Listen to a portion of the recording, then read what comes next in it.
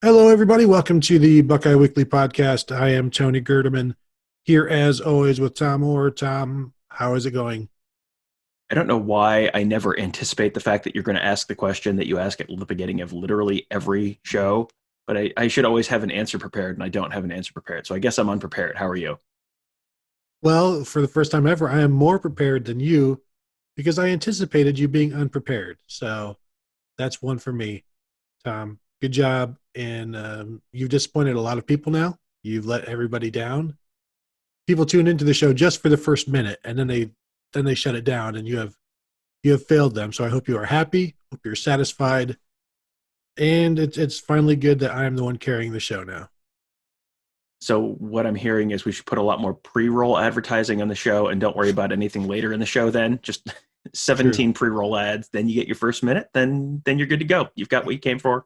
You know Everyone what? everyone wins. That's what the national podcasts do. Like 8 minutes of ads, and then we'll get to it, and then 10 minutes later, they seamlessly break into an ad for an advertiser. You're like, this isn't part of the show. This is this is a stinking commercial. So we should do that. Enjoy Canes, everybody. We like our Canes. Enjoy Reichert. Tom, anything else people should enjoy? I know there's some things they need to get a mortgage. They should find out from Alex Gleitman about Revolution Mortgage. That's a good one that they should find out about. I know there's some other stuff in the pipeline that I'm extremely excited about, but I don't think it's finalized yet. So All right. Well, Tom, should we just begin the show then? Is it have we done enough housekeeping? I think the people have gotten everything they came for, so now we can start the show. All right. So we are going to finish up our positional previews. We have defensive tackles, offensive line, and linebackers. We'll start with the offensive line. We'll get the offensive line done, then move to the defensive tackles, then finish up with the linebackers because we haven't really gotten to talk about the linebackers much this offseason, Tom. So it'll be nice to finally dive into a position that just hasn't gotten enough attention from this show. So I'm looking forward to that. Well, and we have a lot of new information to share on that front, so I think it's going to be a substantive and fulfilling discussion for all of us. We are really selling the show today, which is awesome. But let's start with the offensive line, where the Buckeyes are replacing just two starters. Tom, did you happen to see the video of Jonah Jackson jumping out of the pool from Yes, yesterday? yes, that was one of those high-level college and pro athletes are maybe not human. Yeah, Hmm. Jonah Jackson at 310 pounds was in like waist deep water in a pool and jumped out of the pool and landed on the side. Like that is not a thing that someone who is 310 pounds should be able to do. Right. There, he should have should be part of like a superhero group of some sort if you're able to do that. But he's going to be a guy that is going to be missed. Probably should have been an All American. Maybe was an All American on some teams. Just came right in, stepped in, was a leader of the group, was a leader in the knockdowns, literally. And now he's going to be replaced. And I think we assume it's going to be Harry Miller in the spring. Greg Stradrawa, and after the spring, also mentioned that Matt Jones will be getting a look there. Gavin Cupp was injured in the spring, but he'll be getting a look. But I think it's pretty clear most people expect that to be Harry Miller. Don't you agree? Yeah, I think that to me, that's almost a returning starter. He wasn't a starter last year, but the way he played last year, the immediate impact he made when he did get on the field, the way just the coaching staff and the other players talk about him, that's one that, a lot of times you're kind of writing stuff on the depth chart in pencil this time of year. That's when I'd feel pretty confident writing in pen. And it is so hilarious. We've talked about this before, like how confident we are that he's going to be just fine. They figure like this year he'll be replacing an All American in Jonah Jackson. Next year he'll be replacing an All American in Josh Myers, and you're like, well, no big deal. We know he's going to be fine. He'll just step in and he'll be an All American as well. And so I'm looking forward to seeing what he like. What if Tom? What if he's not that good? That would require a whole lot of people who do analysis and evaluation for a living. It would require pretty much all of them to be wrong. So I think that's probably not the most likely outcome. Put it that way. Brendan White. That's the answer to anytime somebody questions coaches, and it's Brendan White, look what, they wouldn't play him, and he was better than Isaiah Pryor, and he was better than Amir Reep or Joshon Wint. Or, somebody once started Joe Bosserman over Braxton Miller. So, Mm, Tom, mm. coaches are not infallible. Brendan White is very likely going to be the only person to both be the Rose Bowl defensive MVP and play for Rutgers during his same college career. I can't think of anyone else who has done that. So that's pretty much achievement unlocked. So yeah, I don't think you can question that. No, you cannot. That's a good one, Tom. That's one to tuck away. Matt Jones, I think gets overlooked. He's going to be, if he's not a starter, he's going to be a very solid two guy behind Harry Miller, who can also play center. Now, I remember Stead saying either in the winter or the spring they didn't want to move him back to center just yet. They wanted Harry Miller to be able to do it last year. So it was last year when they wanted Harry Miller to be able to step in as that number two, and he will still be the number two this year, even if he is the number one left guard, just as they've done in the past with Pat Elflein and Billy Price. So when you see a depth chart of Josh Myers as the starter and then Luke Whippler as the number two, just know that it's actually Harry Miller, right? Like who is the number two center on the depth chart right now? Yeah, Not, right now, literally on the piece of paper that they would put yes, out today, it will say yes, Luke Whippler. yeah. If Josh Myers was not able to play, it would be Harry Miller who stepped in there, and you slide Harry Miller from left guard to center, and you move Matthew Jones up to first team at left guard, or however that is going to sort itself out. But something along those lines is how I would expect it to play out. I think last year the Buckeyes could claim they had the two best guards in the nation with Jonah Jackson and Wyatt Davis on the right side. Wyatt Davis is back for probably one final go round. I think the Buckeyes could claim maybe this year by the end of the season they'll have the two best guards in the nation. We'll see. But Wyatt Davis, Tom, pretty good. He learned a lot. He has grown a lot, and he's always been, when we've talked to him, he's always been mature. But I don't know that we ever really talked to him his freshman year, his true freshman year. It was only after he had stepped up, in the postseason after his redshirt freshman year, where maybe we finally started getting to talk to him, because that's when he was finally part of the lineup due to injuries. But then, last year he was awesome to talk to, awesome to watch play. I think he learned a lot from Jonah Jackson. I think the entire offensive line did in terms of mentality and tenacity. Not that he necessarily struggled in that, but being around Jonah Jackson certainly helped him. And so now he becomes this guy who is the guy who has to put everybody into the ground. And that's another thing that Harry Miller likes to do. If you go watch highlights of Paris Johnson, and that's almost excessive at times.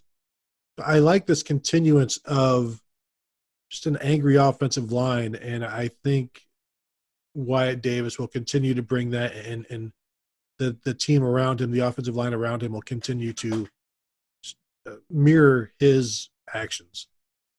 Yeah, Wyatt Davis, I think, might be one of the more underrated Buckeyes, and I say that knowing that I think the broad expectation is he'll probably be an all Big Ten at least, if not all American this year. But I think he's just someone who people are taking for granted exactly how good he is, and it's just kind of like, yeah, Wyatt Davis, he's good. It's like, no, no, no, no, no. Wyatt Davis is really good. Wyatt Davis is incredibly good. As you mentioned, he's a lot of fun to talk to. He's a nice kid, very smart kid, and he is someone who is quite possibly going to be a pretty early pick in the NFL draft next year. But he's also someone who, when you ask, who are the best players in this year's Ohio State team, I don't know that Wyatt Davis is necessarily one of the first names that people say, but he should be. The interior of this line with Miller, Myers, and Davis on the inside of that line, that is going to be, they are going to just ruin some people's days. That is going to be just probably the best interior three of any school in the country this fall. Yeah, That's gonna. I mean, you go back 2 years. Some of the guard play was it was all right, and then the running game just didn't follow. This year, there are going to be some holes on the inside of that line for guys to run through. Yeah, you almost feel bad for defensives that don't necessarily have deep defensive lines. like on the interior, right, Tom? Almost feel bad for them. I don't know who you could possibly be talking about because, according to at least one of the preseason magazines you picked up at the Kroger's this week, the last team Ohio State has on its schedule this year has the best defensive line in all of the Big Ten. Who So knew? who knew? I was surprised to see that. Yes. You mentioned we don't necessarily talk about Wyatt Davis. We also don't necessarily talk about Thayer Munford enough. And, you know, he's there. He's still there. Thayer Munford, the stalwart of the offensive line for the Buckeyes, will continue to be the left tackle. I don't know what more needs to be said. He's really good. He's solid. He's not a guy where, like Isaiah Prince, you're like, he's more like Jamarco Jones, where you're like, he's there, he's fine. You don't worry about him. Set it and forget it. And then, you focus on other issues. And so that's how I am with Thayer Munford. He's fine. Provided the back is fine. Like, I have no concerns about him. Could he be better? Who couldn't? Is he an All-American? Maybe not. But he's not a weak spot. He's a solid guy. He protects the quarterback. Could Justin Fields get rid of the ball quicker and maybe the numbers would look better? Sure. They probably give up too many sacks, but I'm okay with Thayer Munford. He's not like you don't watch him and think, oh man, they really need to fix that spot. Well, yeah, he's just solid. He has been a very solid player there for multiple years now. That means something. If you don't redshirt as a freshman as an offensive tackle, that means something. If you're a starter your second year there as an offensive tackle, that means something. You're on the left side of the line, and they're like, yeah, it's fine. Throw him out there. He's good to go. He's not probably in the All-American conversation right now. He's not probably in the first-round NFL draft pick conversation right now, like some of the other guys on the line are. But yeah, you have a very solid, above average left tackle who's just like, you don't have to think about him. Jamarco Jones is exactly the comp that I was thinking of, where Jamarco Jones was not a first team All-American. Jamarco Jones was not a first round draft pick, but Jamarco Jones was also like, he never seemed like Jamarco Jones was the problem. And if you're a left tackle who's just kind of, you are very rarely the issue. You're very rarely the guy who's, chasing his man towards the quarterback going, oh crap, throwing lookout blocks. If you're not that guy, like, that's great.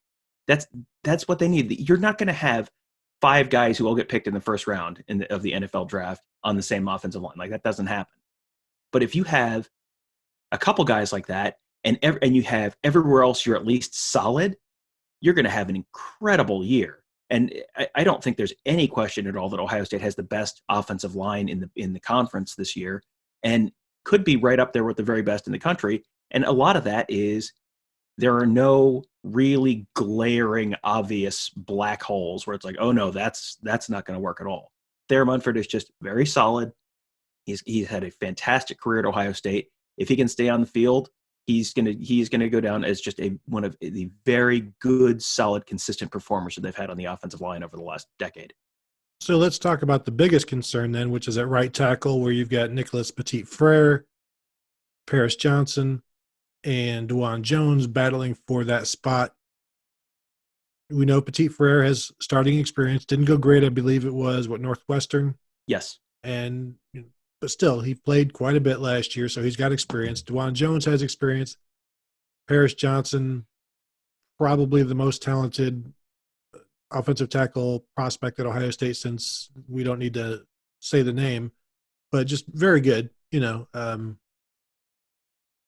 who shall not be named for good reasons. Yes, exactly. A very positive and potential-laden offensive tackle in Paris Johnson. So even though we don't know for sure who that's going to be, I think everybody is confident that the guy who ends up winning it will have earned it, and will have earned it against 2 other guys who probably could also start at Ohio State, or certainly in the Big Ten. Yeah, there's enough talent there that one of them's going to work out. And you've got 2 guys who were top 10 players in the nation, regardless of position, who are in that battle in Nicholas Petit-Frere and Paris Johnson. And you've got Dwan Jones, who is just absolutely superhuman size, but also last year just immediately was an impact player for this team. And I think I've said this before. He was, if you asked me to rank the 2019 freshman class in terms of who is most likely to take a red shirt, I would have had DeJuan Jones right at the top of the list because he hasn't played football that long. He looked like someone who probably was going to have to spend some time remaking his body in order to be able to get on the field.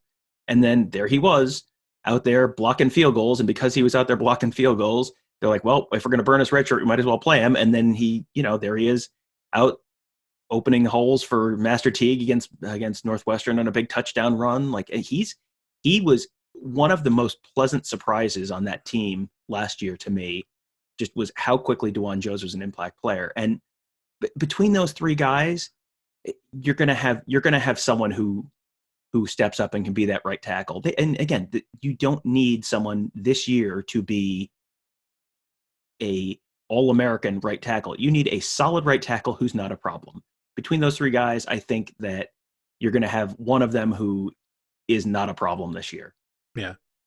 If it's not Petit Frere, then he will have been passed by. And that would be obviously a disappointment for him, kind of a shock for everybody else when like you said, a top 10 guy who then there's no spot for him. Maybe there would be next year. Say Paris Johnson or DeJuan Jones wins the job at right tackle. Maybe there would be a spot for him next year as a left tackle, or if Paris Johnson wins the right tackle job, then he moves to left tackle next year, and then you have Petit Frere as a senior in 2021 at right tackle. But, man, this is kind of like a contract year where you better win it this year, because if you don't, whenever you're beaten out by somebody younger, that's not a good thing, and that's when the writing is on the wall. But I don't think Paris Johnson's going to win it. I expect him to be the backup at left tackle, and really that's where he gets the most of his experience. Sure, there's going to be some practice. He'll get some reps with the ones in practice and plenty of reps with the twos. But in the blowouts, when he gets to play out there and be put on that island, when that's when the real improvement begins. So I expect him to be the backup left tackle this year and then take over next year. That's exactly what I have. Paris Johnson backing up at left tackle. Unless he's clearly better than Nicholas Petit-Frere and DeJuan Jones, which I think is going to be pretty tough, even with his abilities, with the shortened spring and being away from the program for a few months during the lockdown. I think that's going to be very tough for a true freshman to break in there, even more so than a normal year when it's already not very easy to do. So I think the most logical thing for them to do is have him be the backup at left tackle behind Thayer Munford. Take 1 year. You're not having to crisscross the line and learn how to do everything the other way around. Like he has been a left tackle. Turns out when you're one of the best prospects in the country, you get to play left tackle if you're an offensive lineman. So he's played left tackle already. He's, I think, ready to play left tackle. Give him a year to work there, and then basically have that starting job more or less locked down for 2021. And between Nicholas Petit-Frere and DeJuan Jones, I think they're going to have one of those guys who is going to be just fine. Quite possibly both of those guys are just fine at right tackle this year. And you don't need to have the left tackle, have the true freshman Paris Johnson play over there. So give him a year at left tackle, backing up Thayer Munford. If they're comfortable with how he's, where he is, and Munford has, if Munford has health issues or whatever, he might get a chance to start this year anyway. But yeah, I think realistically expect him to be the backup at left tackle and start in 2021 after Munford's off to the NFL.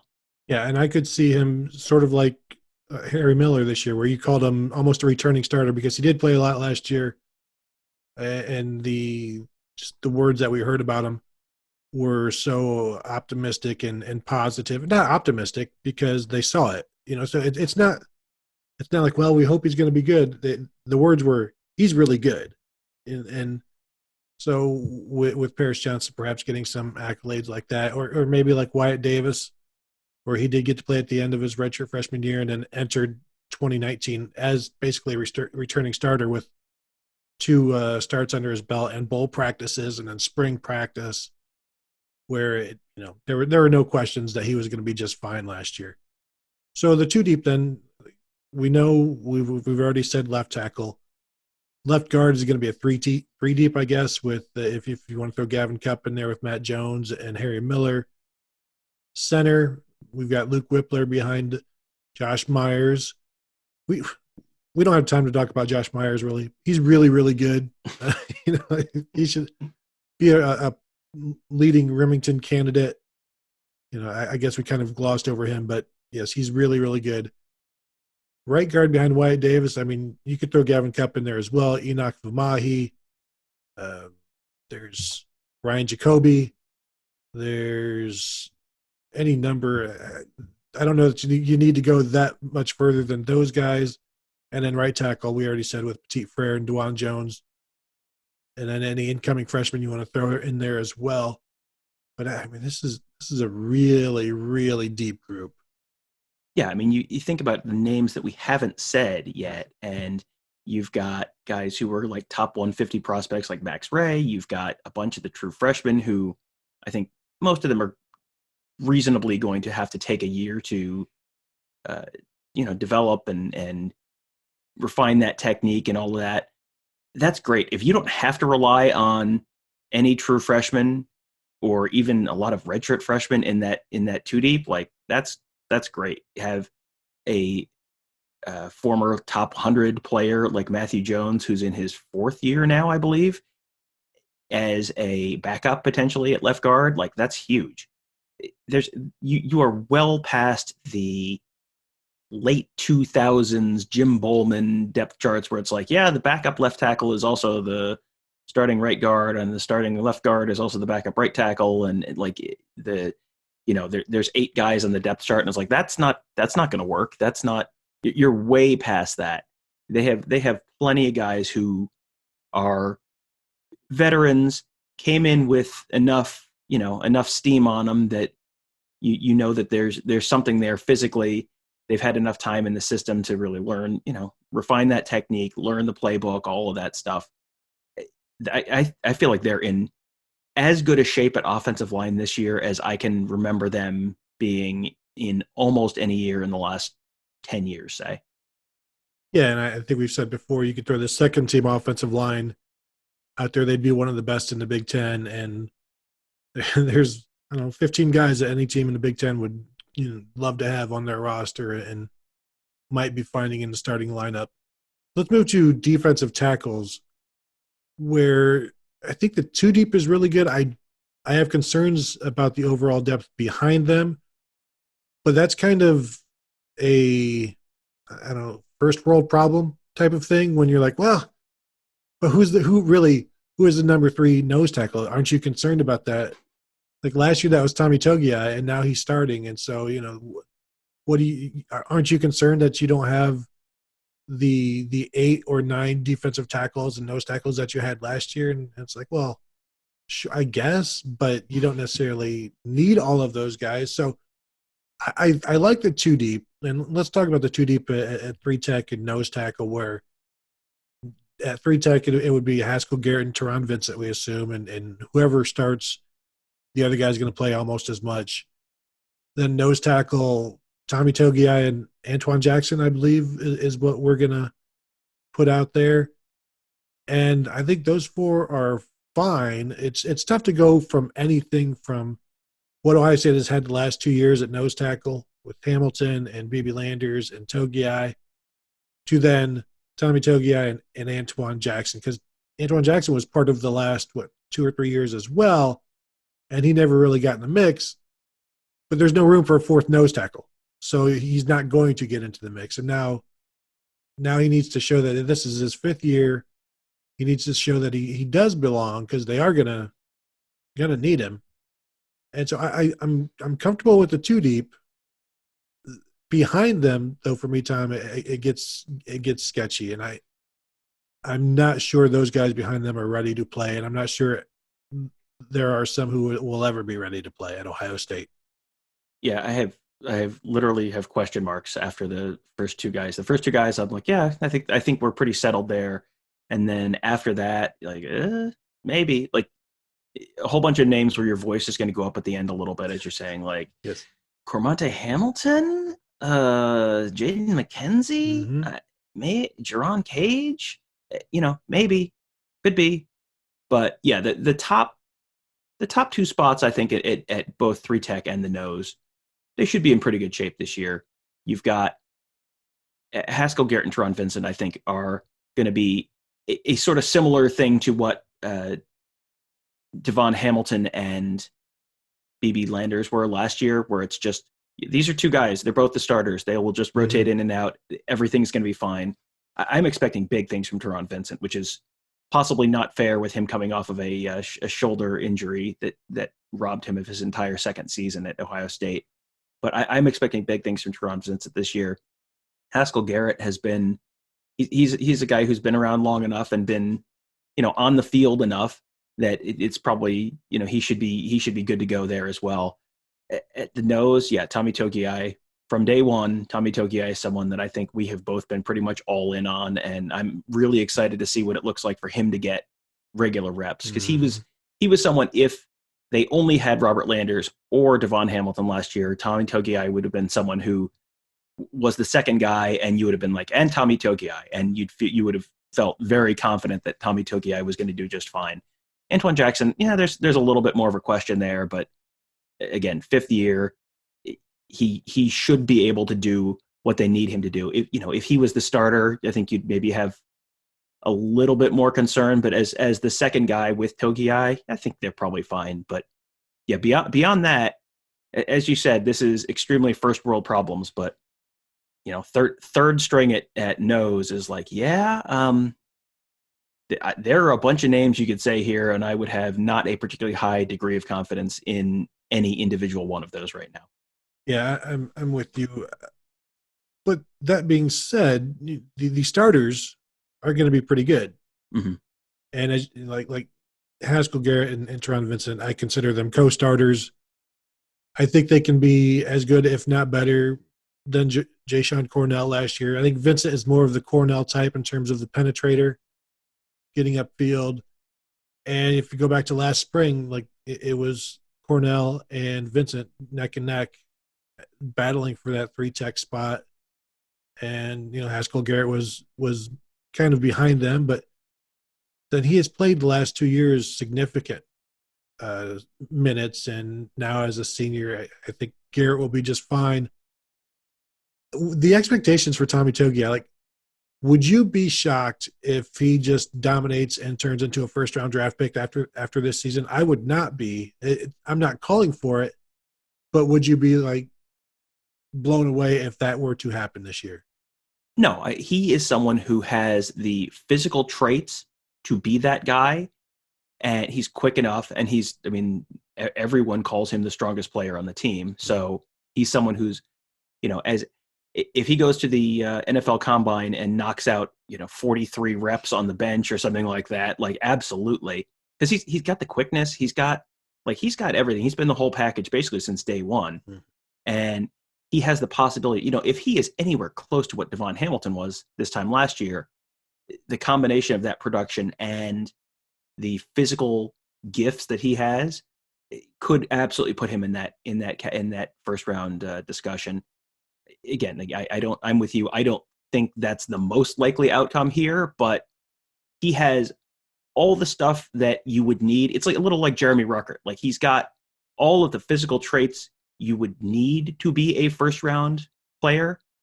And so, yeah, there is a possibility that it happens for him this year if everything kind of clicks.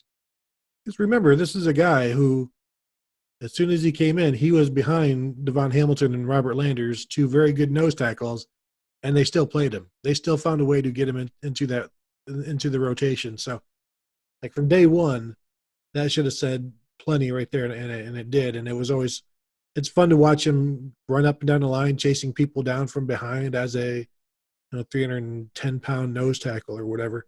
I had somebody ask me if we could see maybe Tyler Friday moving to defensive tackle, and that was a guy who was ranked as a defensive tackle for a while by the recruiting services and maybe stayed that way. And we see that we've seen it with Draymond Jones, we've seen that with Jashon Cornell and other guys. They slide them inside.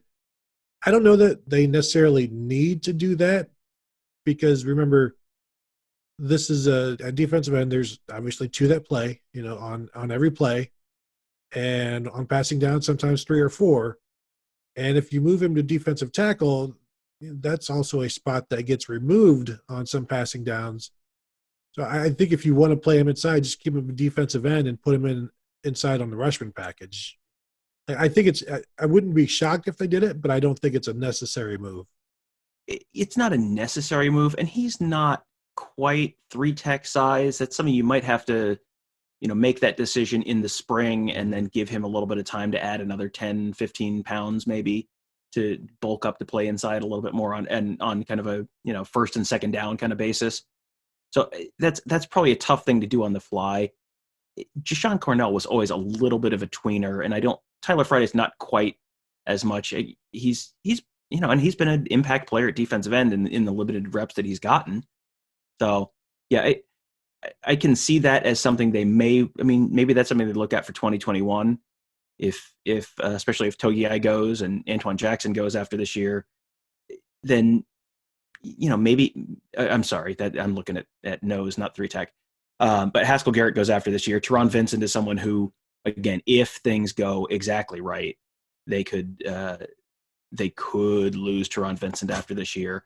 Again, probably not, but depending on how they feel with development of guys like Cormonte Hamilton inside, you could slide him inside as a three tech for the 2021 season. But I think that's going to be hard to do for this fall, just given that he's probably not as much of a tweener as Jashon Cornell was. And even Jashon Cornell was working there during the spring last year. Yeah, and I think the way I put it was it depends on how much weight he's put on during quarantine. Yeah. Like yeah. Most of us, sure. We can we've put on that weight. That would be no problem. Tom, let's talk about the linebackers. I don't know how much we need to talk about them because we have talked so much about them with, I don't want to say so few answers, but there's still so many question marks. So what I wanted to do is just reset where things were in the spring when we saw them. And that was Pete Werner at the wheel. It was Tough Borland in the middle, as always. And Werner last year we know was at the Sam. Now he was over on the inside at the wheel. Baron Browning was still on his way back from returning from an injury, but he had said he had been moved from the middle and was now outside, which I take to mean the Sam. Was Justin Hilliard, was he the number one Sam in the spring? Is that what? And Kayvon Pope was there as well, but I think it was mostly Hilliard. Yeah, I mean, again, we saw one practice. For those who don't remember our spring schedule, we saw the first practice, and they were absolutely plenty of reps where Justin Hilliard was with the ones, but I think we walked out of that going, well, we know more than we did when we walked in, but the next time we get to see practice, I feel like we're going to know a lot more. Yeah. And I still feel that way, and I'll let you know when we see practice again. Yeah, I can't wait. And then behind them, it was Taraji Mitchell at the wheel. We talked to him. That's what he's been doing. Dallas Cannon at the mic, Kayvon Pope at Sam. What I'm wondering then is, say on passing downs, say the starting lineup is Werner at the wheel, Borland at the mic, Browning at the Sam. On passing downs, if Baron Browning is actually working at defensive end some, does he slide down then? Maybe you replace Borland with Hilliard. So now you've got Werner and Hilliard as the linebackers. Baron Browning slides down. You've got 5 defensive backs behind them on the field. To me, that kind of makes sense, assuming Hilliard can handle it, and I believe they think he can. I think that makes quite a bit of sense, even though Kayvon Pope is the one with all the interceptions last year, Tom. That's true. That's true. You can't take that away from him. Yeah, I like the idea of Browning being part of that rushman package. I mean, you put him and Zach Harrison and Tyreek Smith and, pick your fourth guy, Tyler Friday or Javonte Jean-Baptiste or Jonathan Cooper, any of those guys. You put those 4 guys out there, Zach Harrison and Baron Browning both coming off the edges on a passing down. That is some quickness. That is a pair of 5-star guys coming off the edge. And we talked earlier about Ohio State's offensive tackles. It's like, yeah, they've got two good, solid offensive tackles, almost certainly this year that they'll be able to feel reasonably good about.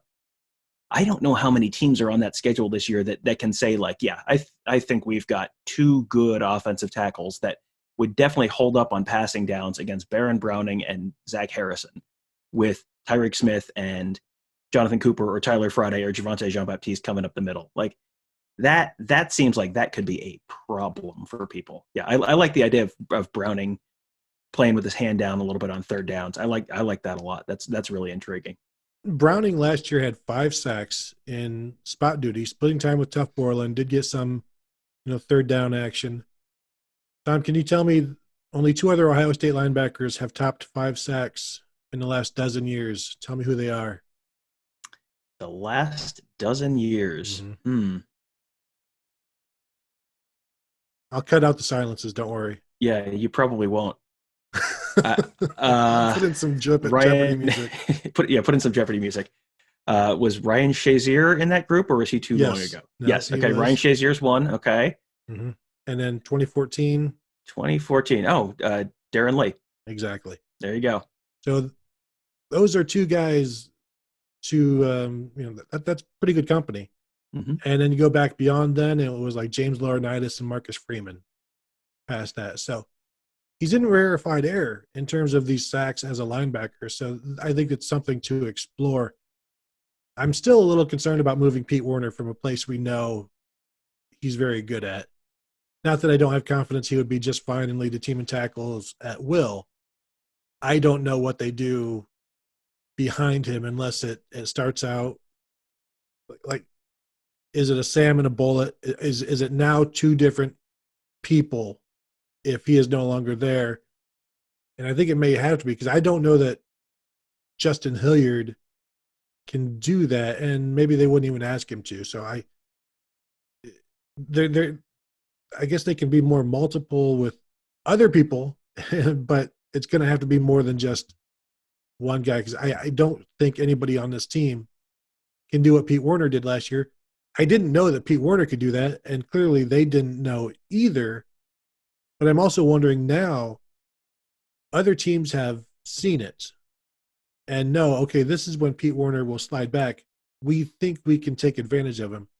So I'm wondering if Ohio State's just going to avoid that entirely by not doing it again and putting an actual bullet in that spot, in that position this year. Yeah, and that's entirely possible. And you've got to remember, I mean, not only is it maybe some slightly different personnel for Ohio State in the defensive backfield this year. I mean, having lost 3 of your starters from last year, you've also got a new defensive coordinator. So they may do things differently just because of one or both of those elements, right? Not even touching on the Pete Werner part of this. But yeah, I definitely see the argument that you have a good thing with Pete Werner at the Sam. Don't mess with a good thing. But I would assume that between Justin Hilliard, Kayvon Pope, some of the options that at the that kind of bullet position, you feel like they're going to sort it out and they'll figure it out, and they will have. There is enough talent on this team, talented depth at linebacker and talented depth in the defensive backfield has not generally been a huge problem for Ohio State over the years, and especially recently. There's enough guys that even if they are guys who have not gotten on the field yet a ton through 3 years of their careers, there's enough talent there that they'll sort it out, and this will not be a 2018 redux is I guess my big takeaway. Oh, bold predictions. We've done that in the past, and we'll do it again in the future. Craig Young could also be another guy in that bullet situation to keep an eye on. Court Williams, that's what he came here for. Is he going to be ready right away? Probably not. But once we see practice number 2, Tom, we'll know a lot more, as you said. Anything else on the linebackers that you wanted to touch on? I know there's so much more to say. Mm-hmm. Yeah, linebacker is definitely our favorite topic. One of our most frequent topics. Not always one that we have a ton to add, since we haven't gained much new information since mid-March or so. But yeah, I mean, I understand why it's a question. Sometimes we don't have all the answers you'd like, but We'll get there. We'll Why does as the Tough as, Borland as keep playing? well, I guess the coaching staff likes him. Back to you. Brendan White. That's true. But the See? coaching staff didn't like him, and then they did like him, and then they didn't like him again. So Pete Werner. Yeah. All right. Yep. All right, Tom. I think that'll do it. We want to thank everybody for listening. Thank you for tuning in. As always, ask you to continue supporting Buckeye Scoop. We appreciate the response has been awesome, and I would say humbling, but we Tom and I do not get humbled. So, but we are appreciative, and we thank you for that. Make sure to check out Buckeye Scoop. All of the podcasts on the network. There's 2 or 3 every single day. So if you're into that and you like that, there is not a better place for all of the Ohio State information you could need. And Tom hosts the Morning Scoop every Monday through Friday. Tom, who did you have? What are you expecting this week? Who are we talking to? well, on Wednesday, had on our good friend Bill Bender from the Sporting News, who is their national college football writer, who is based in Central Ohio, who is our next door neighbor in the Ohio Stadium press box when he covers the Buckeyes. Good friend of the Buckeye Weekly crew. He had him talk about his list of the top games of the 2020 schedule. Ohio State figured prominently in 3 of those. The best out-of-conference game, which was not the Bowling Green game, surprisingly. Oh. Yeah. And also the conference game of the year for October and the conference game of the year for November. So that was a fun conversation. Always love to talk to Bill. And he also had some insights kind of on the national picture of where things stand right now in terms of what people are thinking in terms of what will a season look like? When will there be a season? Will there be a season? All of that kind of stuff. I mean, that's all something of a moving target right now. But yeah, he had some interesting stuff to say. But yeah, we try and rotate through and have different guests from different. Sometimes it's staff writers from Buckeye Scoop who have written something interesting recently. Sometimes we had a Clemson beat writer on last week. We had a Oregon beat writer on 2 weeks ago.